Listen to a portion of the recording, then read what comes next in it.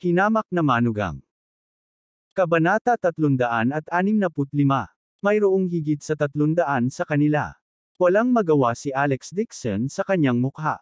Pinakilos niya lamang ang 1/4 ng mga bantay ng pamilya Dixon, ngunit ayaw niyang gumawa ng masyadong ingay. Gayunpaman, nag-aalala si Su Ching-cheng. Hindi lang niya inilipat ang helicopter mula sa Su family, ngunit tinawag din niya ang riot squad ng Su family. Sa pagkakataong ito, hindi niya magawang maging low profile kahit na gusto niya. Nanghina ang mga paa ni Lewis Bing habang ay nalalayan niya si Ming Nooran at sinabing, "Ito. Sino ang mga taong ito?" Ang mga mata ni Ming Nooran ay komplikado. Tiningnan niya ang magandang figure sa helicopter at mahinang sinabi, dapat sila ay mula sa Su family. Alam niyang pumunta si Su Ching-cheng sa Jinling para hanapin si Alex Dixon, ngunit hindi niya alam kung ano ang eksaktong nangyari sa kanilang dalawa. Bagamat hindi niya naiintindihan, alam niya na si Alex Dixon ay dapat magkaroon ng malalim na relasyon sa Su family. Natakot na siya sa mga black man na ito, pati na rin ang eroplano at ang Hummer. Lahat ay ipinadala ng pamilya Su.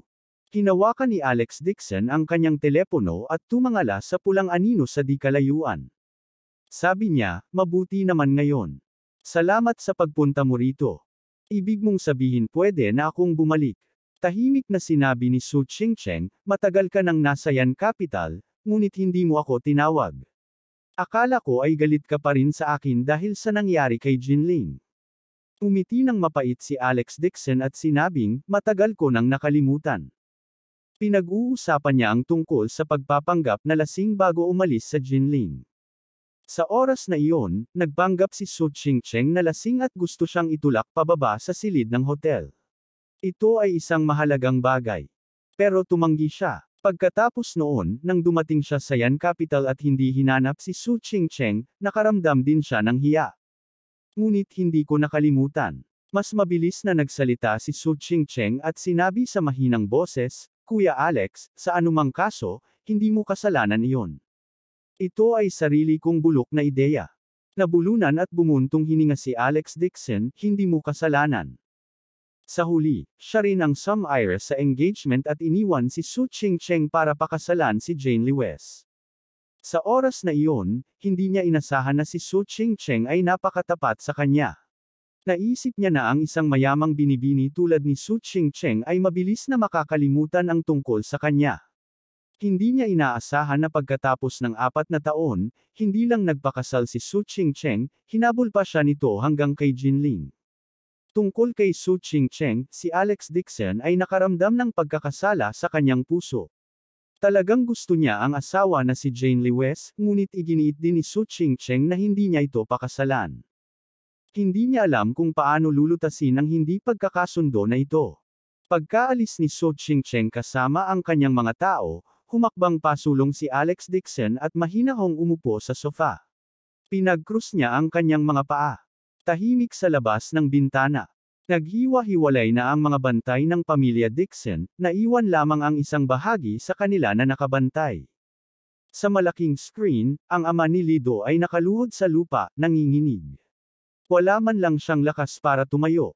Si Li Ming ay nakahiga sa lupa, nakaluhod ng malalim.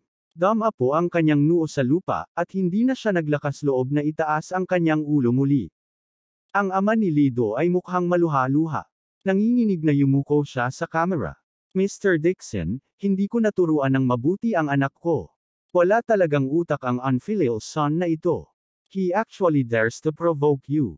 I please Mr. Dixon to spare this unfilial son's life. Siguradong paparusahan ko siya ng matindi pagbalik niya. Sa pag-iingat mo sa buhay ng anak na ito, handang ibigay sa iyo ng Lee family ang gusaling ito bilang kabayaran kay Mr. Dixon." Hingal na hingal ang karamihan. Ang bathing center na ito ay ang pangunahing haligi ng ari-arian ng Lee family. Ang lupa at mga gusali ay pag-aari ng Lee family. Hindi nila akalain na papayag ang ama ni Lido na gumastos ng karaming pera para lang makahingi ng awa. Si Alex Dixon naman ay nagulat.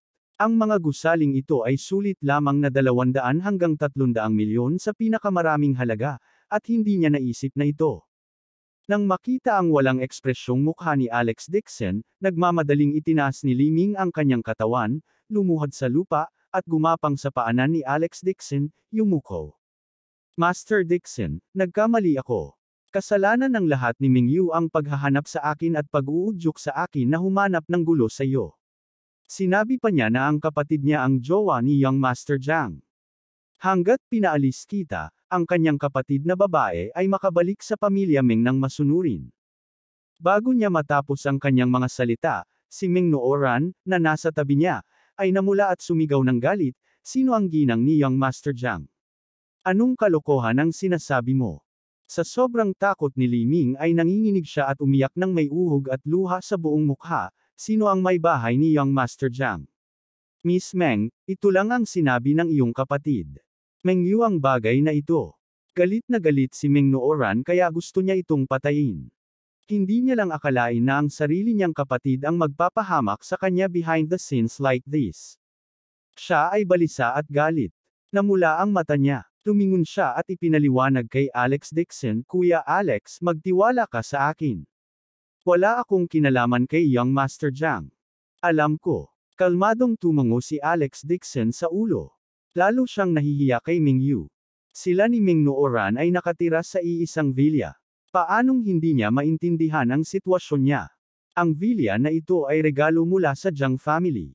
Marahil ay dahil hindi naiintindihan ni Mingyu ang sitwasyon, kaya naman nagkamali siya ng akala na ang kanyang nakababatang kapatid na babae ang napalapit kay Jiang family.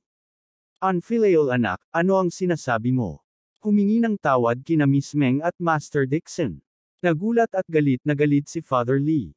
Agad niyang sinigaw si Li Ming. Mabilis ding lumuhod si Li Ming sa lupa at yumuko kay Alex Dixon.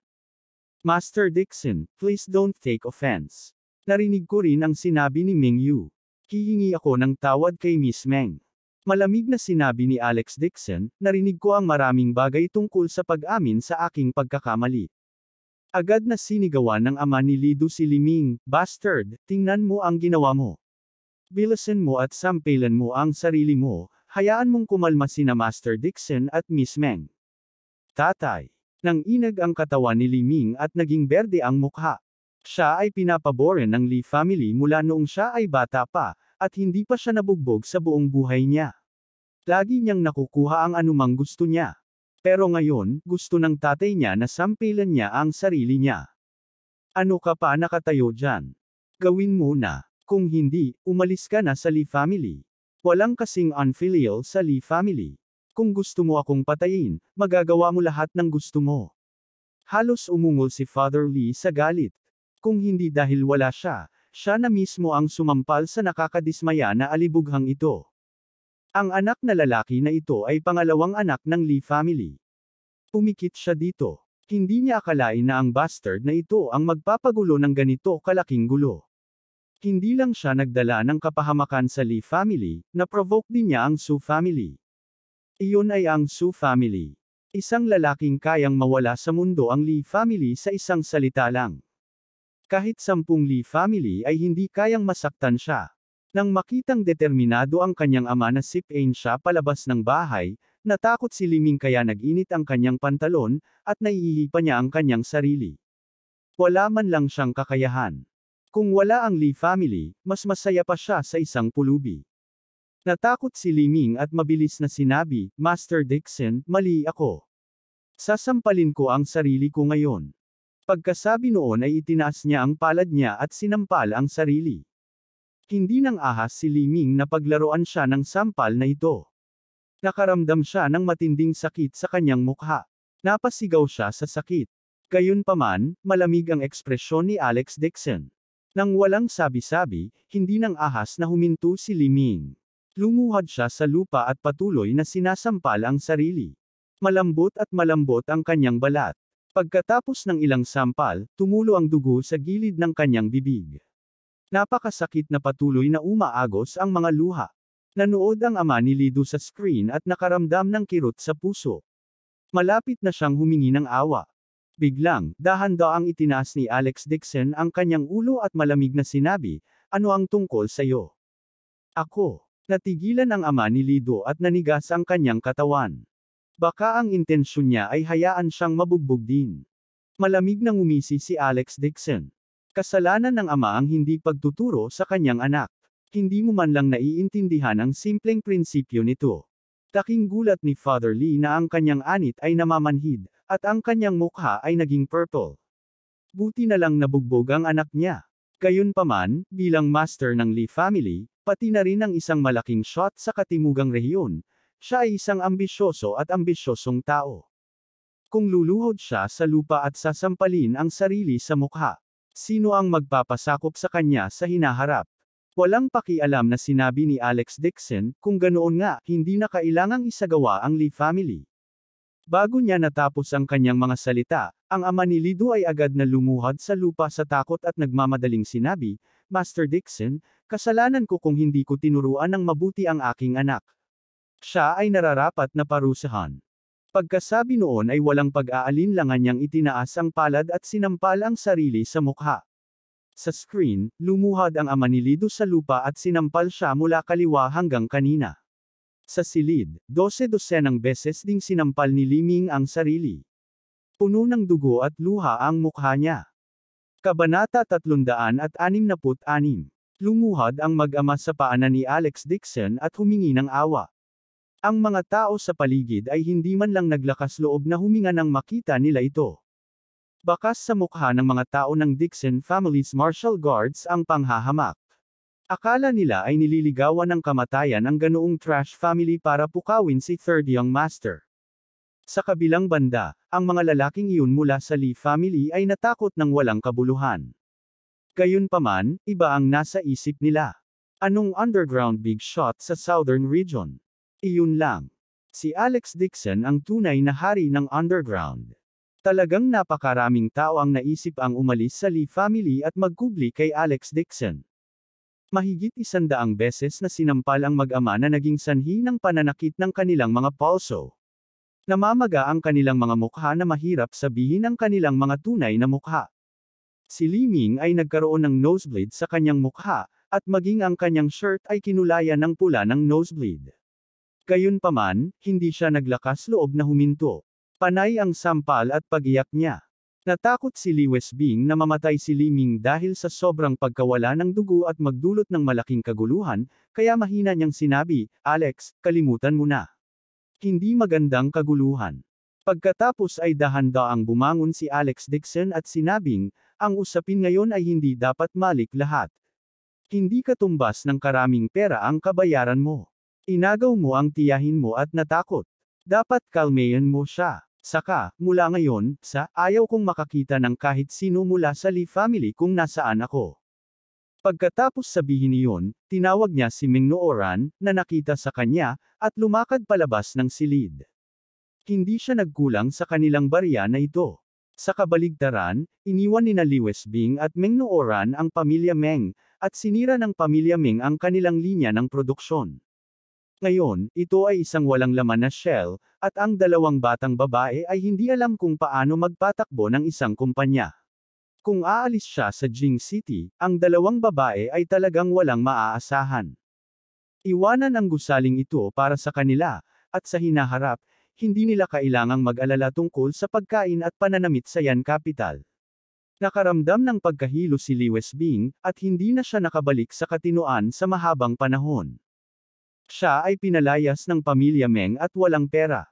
Ngayon, nakakuha na talaga siya ng napakalaking ari-arian. Parang panaginip. Panik na hinabol niya ito. Alex, kunin mo itong kabayaran. Hindi ko kaya.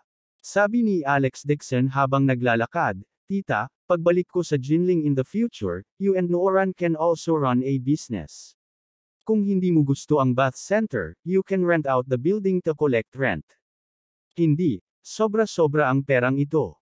Hindi ko matatanggap. Napailing si Lee Westbing sa gulat. Hinabol siya ni Ming Nooran at sinabing, Kuya Alex, si tita ay nanatili sa pamilya Meng sa loob ng ilang dekada at hindi siya umalis sa kanyang tahanan. Natatakot ako na hindi niya naiintindihan ang mga bagay na ito. Dapat mong kunin ang mga ito, ari-arian na ito.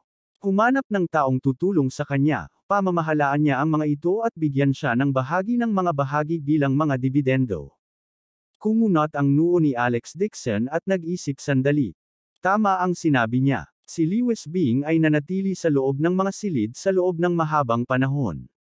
Hindi alam ni Ming Nooran kung paano pamahalaan. Kung nagrente siya ng isang gusali, baka madaya din siya. Mukhang matatanggap lang niya ang gusaling ito. Pagdating ng oras, maghahanap siya ng mag-aalaga dito at kukuha ng bahagi ng upo para bigyan ng dibidendo si Lewis Bing. Kaya naman, tumango siya. Sige. Hindi pa nakaka-recover si Lewis Bing. She asked with a trembling voice, Alex, saan galing ang mga taong iyon? Nakita kong dumating din ang eroplano. Nakakatakot ito. Paano mo nakilala ang Su family? Halos hindi nakayanin ng puso niya ang eksena ngayon. Parang pelikula. Naisip ito ni Alex Dixon at natakot siya na hindi niya matanggap ang katotohanan.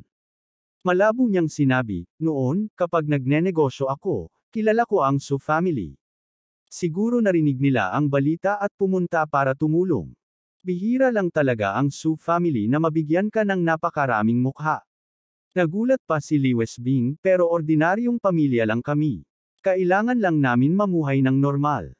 Sinasabing ang pagsama sa isang monarko ay parang pagsama, isang tigre. Dapat lumayo ka sa Su family. Masyadong makapangyarihan ang pamilya niya. Kung hindi natin sinasadyang magalit sila, hindi natin malalaman kung paano tayo mamamatay. Tumingin si Ming Nooran kay Alex Dixon at nakangiting ainal-alayan si Lewis Bing, Tita, huwag kang mag-alala. Nakipagnegosyo lang ang Su family kay Kuya Alex noong nakaraan, kaya may utang na loob kami sa kanya. Binayaran siya, natural, hindi tayo magiging masyadong close. Masasabi ni Alex Dixon na pinagtatakpan siya nito at ngumiti rin ng pasasalamat kay Ming Nooran. Pagkatapos ay sinabi niya, Tita, wala akong masyadong malalim na relasyon sa Su family. Kapag bumalik ako sa Jinling, mas magiging imposible para sa akin na makipag-ugnayan sa Su family. Ang kanyang sinabi ay maaaring ituring na katotohanan. Noong nakaraan, ang relasyon sa negosyo sa pagitan ng mga pamilyang Su at Dixon ay walang gaanong kinalaman sa kanya. Talagang ayaw niyang makisali kay Su Chingcheng. Mabuti naman. Nakahinga ng maluwag si Lewis Bing. Siya ay isang may bahay, alam niya ang kanyang sariling mga limitasyon ngunit. Paano magagawa ng isang mangangalakal ang isang bagay ng walang tubo? Ang Su family ay dumating ngayon upang bigyan ng malaking pabor si Alex Dixon. Ngunit paano kayang bayaran ito ng isang maliit na pamilya tulad ng Lewis family? Natatakot siya na kontrolin ng Su family si Alex Dixon at pilitin siyang gumawa ng isang bagay na labag sa batas. Sa oras na iyon, hindi magiging madali para kay Alex Dixon ang pagtakas. Pagbalik nila sa villa, hindi nakayanan ni Lewis Bing ang kapanabik na eksena ngayong gabi, kaya maaga siyang bumalik sa kanyang kwarto para magpahinga. Tinawag ni Ming Nooran si Alex Dixon at mahinang sinabi, Kuya Alex. Ikaw. Hindi ka dapat ordinaryong tao, tama. Walang gaanong kaalaman si Lewis Bing, ngunit matapos maranasan ang nangyari ngayong gabi, gaano man siya katanga, nasasabi pa rin niya. Kung talagang bakla si Alex Dixon, paano niya natawagan ang napakaraming black man? Mas naging imposible para sa pamilyang Su na pakilyusin ang mga gwardya ng pamilya para sa isang walang tao. Saglit na nag-isip si Alex Dixon at nakangiting sinabi, kung sa tingin mo, kung gayon, kung gayon. Kung sa palagay mo, ay gayon. Nakagat ni Ming Nooran ang kanyang mga labi at sigurado sa kanyang puso. Mula sa Jinling hanggang sa Yan Capital, mayroon na siyang pagdududa sa kanyang puso. Noong nakaraan, napagkamalan niyang akala na si Alex Dixon ay isang ordinaryong matrilokal na manugang. Bagaman hindi niya alam kung anong uri ng background mayroon si Alex Dixon, ang kanyang pagkakakilanlan. Natatakot siya na hindi iyon isang bagay na maiisip niya. Ito ay katawa-tawa na ang mga tao ng Lewis family ay may napakagandang Buddha sa kanilang pamilya at minamaliit siya sa buong araw. Sila ay lubhang hanggal. Sinabi ni Ming Nooran sa mahinang boses, Kuya Alex, huwag kang mag-alala. Hindi ko sasabihin kahit kaninong. Mahinang sinabi ni Alex Dixon, N. Pagkatapos ay tumalikod siya at bumalik sa kanyang silid. Tuldok. Maagang umaga kinabukasan. Isinugod si Chin Yuan sa ospital. Nang makita niyang natatakpan ng plaster ang kanyang anak ay muntik na itong mawalan ng malay. Umiyak siya at itinapon ang sarili sa kanya. Yer! Sinong nabugbog ng ganito? Sabihin mo kay mama na siguradong ipaghihiganti ka ni nanay. Nakabalot si Mingyu na parang dumpling. Ibinuka niya ang kanyang bibig at nais na magsalita, ngunit ang kanyang panga ay nabali at naayos na may plaster. Hindi siya makapagsalita at nakakagawa lang ng ilang hindi malinaw na tunog. Si Chin Yuan ay nagalit at nababalisa at umiyak ng malakas. Sa sandaling ito, may kumatok sa pinto at pumasok. Ito ba ang pamilya Meng? Oo. Mabilis na pinunasan ni Chin Yuan ang kanyang mga luha at mabilis na sinabi, ano yun? Sinabi ng kabilang partido, ako ay mula sa National Clinic. Nandito ako para ihatid ang paunawa. Nang matapos siyang magsalita, si Mingyu, na nasa kama, ay agad na tuwang-tuwa at patuloy na humihikbi ng buong lakas. Bagamat wala siyang masabi ay hindi mapapantayan ang pinanabik sa kanyang puso. Hindi sayang para sa pamilya Meng ang nagbigay ng napakagandang regalo. Sulit ang perang ito. Agad ding nagpakita ng ngiti si Chin Yuan. Mabilis niyang pinunasan ang kanyang mga luha at tuwang-tuwang sinabi, nakapasok ang anak ko sa pagsusulit, tama ba? Alam ko iyon. Napakatalino at kaya ng anak ko. Siguradong kukunin siya ni Master Lu bilang kanyang disipulo. Pagkatapos sabihin iyon, masayang sinabi niya kay Mingyu, anak. Alam na iyon ni nanay. Paanong hindi ka pipiliin ni Master Lu? Kapag gumaling ka na, maglalagay si nanay ng 50 mesa sa pinakamagandang hotel para ipagdiwang mo. Meng Nooran, nakahabag-habag na babae. Pinutol pa niya ang lahat ng relasyon sa aming pamilya. Nakita ko iyon pagkatapos niyang marinig ang balita, babalik ba siya at magmakaawa sa iyo? Nang matapos siyang magsalita, ang kabilang partido ay natigilan saglit at sinabing, ano? Naputol ang relasyon ni Meng Nooran sa pamilya Meng. Agad na nagalit si Chin Yuan at napag-alitan, paano siya magkakaroon ng mga kwalifikasyon para maputol ang relasyon. Ang pamilya Meng namin ang nagpal-ayos sa kanya. Ngayong tinawag na siya pabalik, ayaw pa rin niya. Gusto niya talagang subukan ang National Clinic. She was so stupid, how could she compare to her brother? Ngayong naipasok na si Yer sa National Clinic, siguradong iiyak siya at sisigaw na gusto niyang bumalik sa Meng family. Nakaramdam ng awkward ang lalaki at sinabing, kung ganoon nga, nagkamali ako. Pagkasabi niya nun tumalikod na siya at umalis. Teka, naging balisa si Chin Yuan at mabilis siyang hinayla pabalik. Anong pagkakamali? Ang anak ko, si Meng Yu, ay pumasok sa National Clinic. Mabilis na pumasok at nagpaalam sa kanya. Ang kabilang partido ay naiinip na ibinuka ang kanyang kamay at malamig na sinabi, ikinalulungkot ko, ang taong nakapasok sa National Clinic at tinanggap bilang nag-iisang disipulo ng Deputy Chief Lu ay si Meng Nooran. Si Meng Yu ay pinatalsik ng National Clinic ng matagal, kanina, bakit hindi niya sinabi sa'yo? Kabanata 367. Ano? Nagulat si Chin Yuan kaya hindi siya makapagsalita. Umiling ang kanyang ulo. Bigla siyang nagalit kaya napasigaw siya. Kalokohan. Si Meng Nooran ang pinanganak ko. How stupid could I not know? Ang anak ko ay mataas ang tingin ng curator. Paano siya mapapaalis? Kung patuloy kang magsalita ng kalokohan, mag-ingat ka nakakasuhan kita. Pinagalitan ng taong, don't mention Meng Yu. Matagal na siyang late at maagang umaalis sa National Clinic. Saka lang siya mapapabilang. Parang hindi naman siya nag-aaral ng TCM. Tsaka, kumalat na sa National Clinic in private ang balitang gumagamit siya ng pekeng gamot para lokohin ang director. Nakakahiya talaga sa National Clinic na magkaroon ng ganyang scam. Pagkasabi noon ay parang may naalala siya. Hindi siya nang masama, nang sumali si Meng Nooran sa pagsusulit, pumunta talaga si Meng Yu sa head examiner, si Master Lu, at sinaktan siya. Sinubukan niyang i-disqualify siya sa pagkuha ng pagsusulit, ngunit makatarungan si Master Lu. Hindi siya nakinig sa kanya. Bukod dito, binigyan din ni Meng Yu ng regalo si Deputy Director Lu. Itinapon na ni Deputy Director Lu ang regalo. Pinagalitan pa niya si Meng Yu dahil sa kanyang masamang lasa. Pagkatapos sabihin niyon, itinaboy niya si Chin Yuan at umalis na may haplos sa kanyang manggas. Naging berde ang mukha ni Chin Yuan at nanlambot ang kanyang mga binti. Hindi naging madali para sa kanya ang pagsandal sa pader bago siya makatayo. Paano ito posible? Ang kanyang anak, na ipinagmamalaki niya, ay talagang nakagawa ng ganoong bagay. Imposible. Lumingon siya, nanginginig, at hinawakan si Mingyu.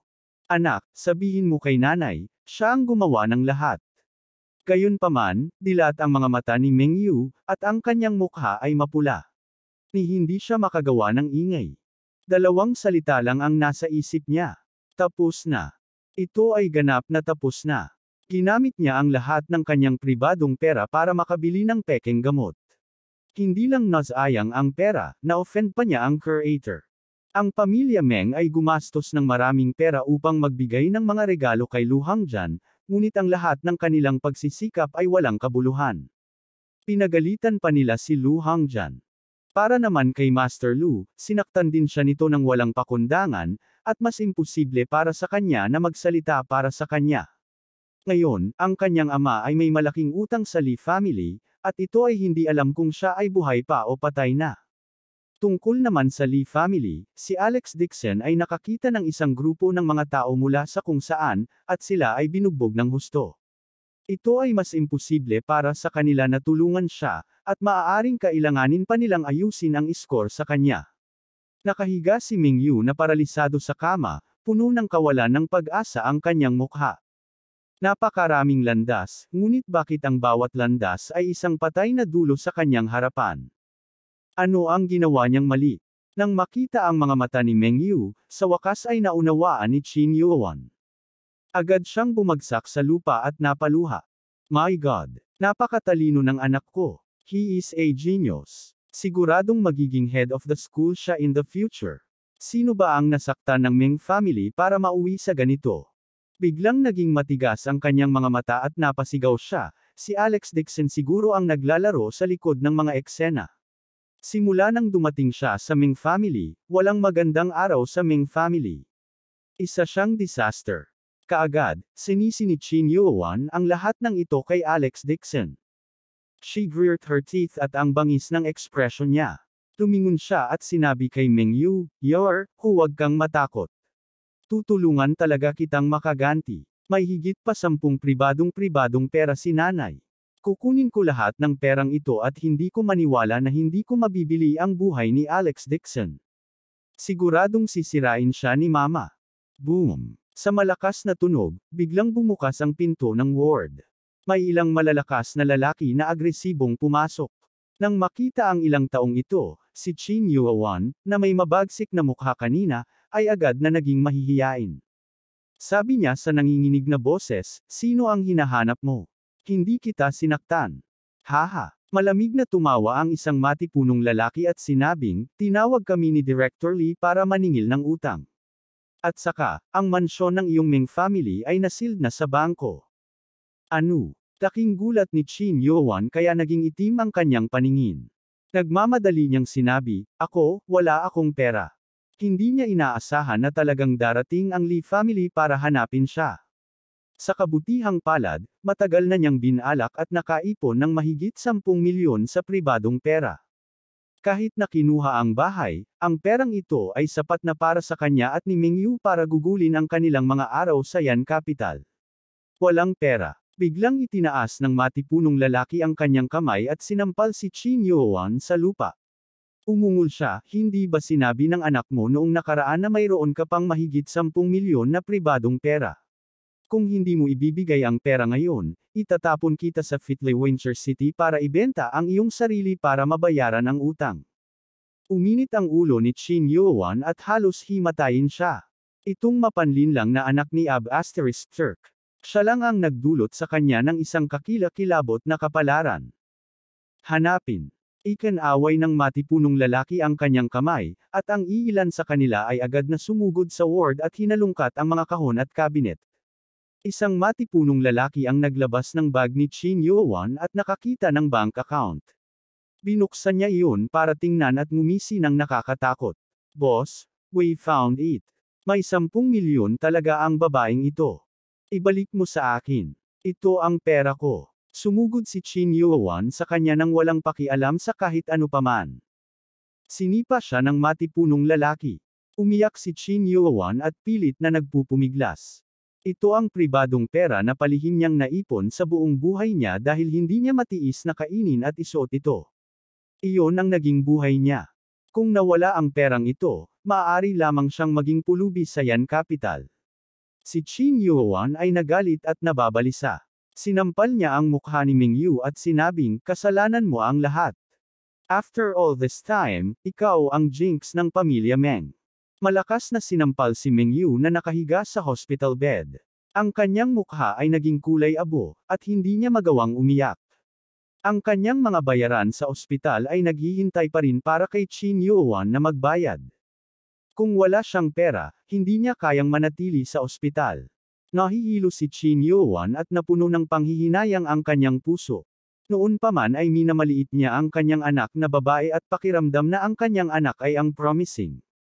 Pero sinong mag-aakala na sa huli, si Meng Nooran ang pinaka-promising sa pamilya Meng. Kung alam niya na ang kanyang anak na babae ay tumyupad sa kanyang mga inaasahan, hindi niya ibinaba ang kanyang anak na babae tulad ng ginawa niya sa nakaraan. Marahil ay tinatrato ng maayos ng pamilya Meng si Meng Nooran at hindi ito matatapos tulad ngayon. Tiningnan ni Qin Yuan ang kanyang paralisadong anak at pagkatapos ay sa walang laman na bag.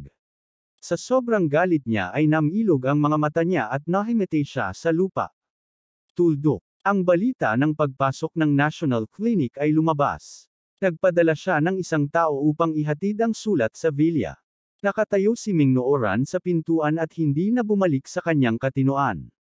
Bamulong siya, ako talaga ang naging alagad ni Master Lu.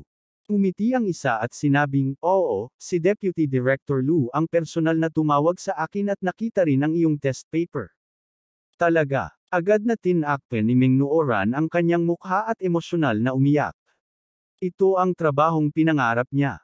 Noong nakaraan, sa pamilya Meng, hindi man lang siya naglakas loob na isipin ito. Pero ngayon, natupad na lahat ng pangarap niya.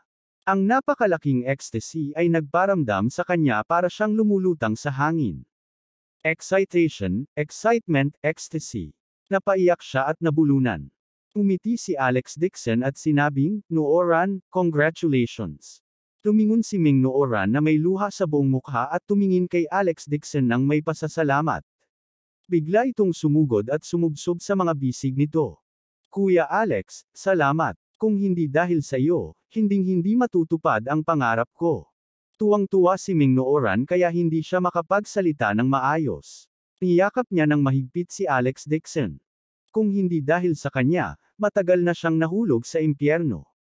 Paano siya nagkaroon ng ganoong buhay ngayon? Siya ang tagapagligtas ng kanyang buhay. Umiti si Alex Dixon at tinapik ang likod ni Meng Nooran para aliwin siya. Sa katunayan, si Meng Nooran ay napakatalino sa TCM, ngunit ang pamilya Meng ay palaging minamaliit sa kanya. Kahit na hindi niya batiin si Lu Hongjian, tatanggapin pa rin siya ng kanyang lakas. Nakatayo silang dalawa sa pintuan at magkayakap. Sa isang gintong van sa hindi kalayuan, may isang babae sa bintana ng kotse, na binubugbog ng malakas ang driver. Fugi, halika at tingnan mo. Si Alex Dixon ba ang taong iyon? Hinawakan ni Shu Fugi ang manibela at gulat na tumingin. Hindi ba ito ang manugang ng pamangkin ko? Bakit siya pumunta sa high-end villa area? At may niyakap pa siyang babae. Mabilis na kinuha ni Zhang Faang ang kanyang telepono at kumuha ng litrato habang sinasabi niya, alam kong hindi ko magiging tapat ang sigaw na ito at talagang aalagaan si little brother mo. Hindi, kailangan mong ipaalam ito kay Jane. Ipapadala ko ang larawan ng mga ngalun niya, ngayon. Kabanata 368. Mariing pinunasan ni Shu Fugi ang kanyang mga mata. Hindi pa rin siya makapaniwala. Tinitigan niya si Shu Fugi at sinabing, asawa, ito ang pinakamahal na metal na pinto sa Yan Capital. Kahit anong villa dito ay hindi ng daan-daang milyon. Si Alex Dixon ay isang mahirap na tao. Bakit siya nakatira dito? Paano ko malalaman? Mabilis na ginamit ni Zhang Faang ang kanyang telepono para i-record ang video at malungkot na sinabi, bakit hindi mo siya akyatin at tanungin? Baka yumaman ang batang ito at hindi sinabi sa kanyang pamilya ang tungkol dito. Palihim niyang kinuha ang pera para makabili ng villa, at ibinigay ito kay little brother mo. Sa tingin ko ay tiyak na itinapon niya ang iyong pamangkin at hindi magbibigay ng kahit isang sentimo sa Lewis family. Sa kanyang panaginip, galit din si Shu Fugi. Ang batang ito. Hindi alam kung nanalo siya sa loto o kumita sa pagbili ng shares, pero itinago niya talaga ito sa Lewis family. Dapat may bahagi rin siya sa perang ito. Siya ay orihinal na nagpapatakbo ng isang walang laman na kumpanya ng Shell, na umaasang kumita ng kayamanan kasama si Young Master Lu, ngunit sa huli, nahulog si Young Master Lu sa mga kamay ni Alex Dixon, at ang kanyang pangarap na kumita ng pera, ay nawala. Ngayon, ang kumpanya ni Shu Fugi ay nabaon sa utang, at ang negosyo ng Jade ng kanyang asawa ay hindi makatustos. Ang mag-asawa ay parang pulubi sa Yan Capital, at ang 200,000 na nakuha niya kay Alex Dixon ay matagal nang ginastos. Tinitigan ni Shu Fugi si Alex Dixon, at lalong namumula ang kanyang mga mata habang nakatingin sa villa sa likod niya. Hindi pwede. Hindi niya hahayaang makawala ang batang ito. Hinikayat din siya ni Zhang Faang mula sa gilid. Fugi, kung si Alex Dixon ay gumawa ng kayamanan, gagawin natin siyang iluwa kahit anong mangyari. Madali para sa iyo na sabihin. Galit na sabi ni Shu Fugi, binili pa niya ang villa sa likod ng Lewis family. Malinaw na gusto niyang kunin ang lahat para sa kanyang sarili. Humph. Umisi si Zhang Faang at sinabing, sa kanya lang. Ipaalam muna natin sa panganay mong kapatid na si Helena, pagkatapos ay tumawag ng ilang kamag-anak mula sa pamilya Shu sa Yan Capital. Sa dinami-dami ng tao, pipilitin natin siyang mag-isip, ang pera. Saglit na natigilan si Shu Fugi, pagkatapos ay agad niyang niyakap si Zhang Faang at hinalikan. Asawa, ikaw pa rin ang pinakamatalino. Wala siyang magawa kay Alex Dixon, kaya pinapunta niya ang biyenan niya. Kapag nakuha na ni Helena ang pera sa mga kamay ni Alex Dixon, susuyo niyang muli si eldest sister, at ibibigay naman ni Helena. Hindi ba sa kanya ang pera? Gayunpaman, dahil masyadong malayo ang distansya, at ang likod ng babae ay nakaharap sa van, hindi nakita ni Shu Fugi kung sino ang babaeng nakayakap kay Alex Dixon. Kumuha ng ilang video si Zhang Faang sa isang hininga at ipinadala ang lahat sa WeChat ni Helena. Kasalanan lahat ni Alex Dixon kung bakit siya nagalit sa Jinling at sinampal ng asawa niya in public. Ngayon, sa wakas ay sinamantala niya ang pagkakataong maghiganti. Tuldok, Jinling. Malakas na binuksan ni Helena ang pinto ng kwarto at nagmamadaling buksan ang kanyang telepono sa takot. Sigaw niya habang tumatakbo. Lewis, anak, halika at tingnan mo. Si Alex Dixon, ang dukha na iyon, ay talagang may babae na inaalagaan sa Yan Capital. Nakaupo si Albert Lewis sa sofa at nag-aaral ng mga antik. Kumunot ang noo niya at sinabing, anong sinisigawan mo? Pumunta si Alex sa Yan Capital para magnegosyo. Huwag makinig sa hangin at ulan. Kakalabas lang ni Jane Lewis sa trabaho at malungkot na sinabi, Nay, nakalimutan mo na ba ang hindi pagkakaunawaan noong nakaraan? Noong huli mong sinabi na ang maliit na tiyahin ni Alex Dixon ay isang mayamang babae na nag-iingat sa kanya at halos magdulot ng gulo. Sa pagkakataong ito, totoo na. Mabilis na iniabot ni Helena ang telepono at nagngangalit ang kanyang mga ngipin habang sinasabing, yung video na personal na kinuha ng tiyahin mo, paano ito magiging peke? Napasulyap si Jane Lewis sa screen at agad na pinumuti ang kanyang mukha at nakikita ang kanyang mga balikat. Paano ito posible? Ang Alex Dixon sa video ay aktwal na nakayakap sa isang dalagang may magandang figure. Nakatingin lang sa likod ng babae, parang hindi niya ito kamag-anak. Galit na galit si Helena na namula ang mukha niya at nagmura, sabi ko sa'yo napunta itong basura sa Yan Capital ng walang dahilan. Hindi ko inaasahan na bibili siya ng villa sa Yan Capital at uupa rin si little brother mo. Kung hindi dahil lang sa titahian mo, naitago na tayo sa dilim ng basurang ito. Napatingin si Albert Lewis sa screen at natigilan din. Si Alex Dixon at ang babaeng iyon ay nagyakapan na parang mag-asawa. Hinawakan pa niya ang likod ng babae. Kahit magkapatid sila, imposibleng maging ganoon sila ka-intimate. Namutla at namutla ang mukha ni Jane Lewis habang nakatingin. Nagpanteng ang tenga niya. Patuloy itong tumunog. Nanghina ang kanyang mga binti at hindi siya makatayo nang tuluyan nang bumagsak siya sa sofa. Gusto rin niyang maniwala kay Alex Dixon, ngunit hindi siya makapaniwala sa video na nasa harapan niya. Umalangaw-ngaw sa sala ang sambat ni Helena at tulala si Jane Lewis. Nang may luha sa kanyang mga mata, bumulong siya, imposible. Anong imposible? Galit na sigaw ni Helena, nagtanong na ang tiyuhin mo sa mga tao sa malapit at nilinaw nila na ang babae sa villa na ito ay itinatago ng isang mayamang lalaki. Sumimangot si Albert Lewis at sinabing, napakamahal ng presyo ng ari-arian sa Yan Capital. Saan nakuha ni Alex Dixon ang pera? Matigas na sabi ni Helena, hindi ba siya tumingin sa feng shui noong nakaraan? Ang daming mayayaman sa Yan Capital at ang daming tanggang may pera. Siguradong marami siyang dinaya. Sabi rin ng titahiyan mo. Maaaring ililipat ni Alex Dixon ang kanyang arian at gusto niyang sipin si Jane at hayaan siyang umalis ng bahay. Namumutla ang mukha ni Jane Lewis habang pinakikinggan ang buntong hininga ng kanyang ama at ang panunumbat ng kanyang ina. Umasim ang ilong niya at 2 linya ng luha ang bumagsak. Nakita ni Helena ang kanyang anak na umiiyak at mas nagalit habang sinasabi, Jane. Tatawag ako ngayon at papagalitan si Alex Dixon hanggang sa dumura siya ng dugo. Gusto nitong hiwa-hiwalayan ng basura si Mo. Panaginip iyon. Kahit anong mangyari, kailangan niyang gawin, iabot ng basurang ito ang pera. Habang nagsasalita siya, kinuha ni Helena ang kanyang telepono at tatawagan sana si Alex Dixon. Ang basurang ito, kailangan niyang palitan siya hanggang mamatay. Hindi rin napigilan ni Albert Lewis si Helena.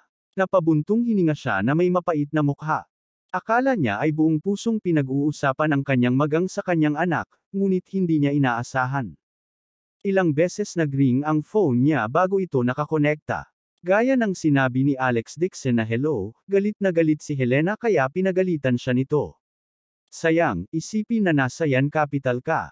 Bago pa niya matapos ang pagsasalita ay may biglang nagunat na kamay sa gilid at hinawakan ang telepono. Natigilan si Helena at napatingin sa telepono. Jane Lewis, anak, bakit mo inagaw ang phone ko? Bilisan mo, ibigay mo na sa akin, hayaan mo na siyang tawagan ni nanay. Ngunit hindi ito pinansin ni Jane Lewis. 2 linya ng patak ng luha ang nakasabit sa kanyang malamig at magandang mukha ngunit ang kanyang ekspresyon ay kalmado. Nakatanggap ng tawag si Alex Dixon mula sa kanyang biyenan at saktong may sinasabi ito ay narinig niyang pinag-uusapan siya ni Helena sa harap ng kanyang mukha. Agad namang namamanhid ang anit niya. Ilang daang kilometro ang layo, ano na naman ang gustong gawin ni Helena sa kanya? Magtatanong pa lang ay narinig niya ang malamig na boses ni Jane Lewis na namumula sa kabilang dulo ng telepono. Ayos lang. Ngayon lang nawala ng kontrol si nanay sa emosyon niya. Huwag mo siyang pansinin. Napakunot noo ni Alex Dixon at napansin niyang hindi tama ang tono ng kanyang asawa. Tinanong niya, asawa, ano ang nangyari doon? Wala lang. Malamig at walang emosyon ang boses ni Jane Lewis. Go ahead and do your work. Ibaba ko muna ang tawag.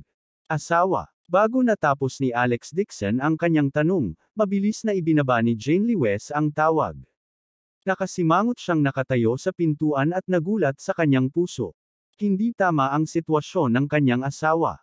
Talagang napakalamig ng pakikitungo niya sa kanya. Gayunpaman, nang muli itong tumawag sa kanya, pinatay na niya ang telepono. Nagmamadaling nagtanong si Meng Nooran, Kuya Alex, anong problema? Wala naman. Umiling si Alex Dixon. Binalak niyang hintayin na maging maayos ang kalooban ng asawa bukas bago ito tawagan para magtanong. Tuldok. Ang Lewis family ni Jinling. Hindi napigilan ni Helena na sumigaw, Jane, bakit mo inagaw ang phone ko? Hindi kaya pinoprotektahan mo pa ang basurang ito sa ngayon. Kalmado ang mga mata ni Jane Lewis habang sinasabing, Nay, mag-impake ka na. Pupunta ako ngayon sa Yan Capital. Ano? Napatalon si Albert Lewis sa gulat, gusto mong pumunta sa Yan Capital. Mahinahong tumongo si Jane Lewis. Dapat niyang makita ng sarili niyang mga mata ang eksenang ito. Gusto niyang marinig kung paano niya ito ipapaliwanag. Kung talagang kinuha niya si Mo, hindi siya magdadalawang isip na hiwalayan siya. Saglit na natigilan si Helena at biglang hinampas ang hita niya at sumigaw, Oo, pumunta tayo sa Yan Capital para mahuli ang isang taxi. Huli sa kanya na hindi handa, pagdating ng panahon, maaari tayong humawak ng ebidensya at makakuha ng mas maraming pera. Albert, tere na rin tayo. Ang dami nating tao, ang lakas natin. Pagdating ng panahon, bugbugin natin siya hanggang mamatay. Abangan ang susunod na kabanata.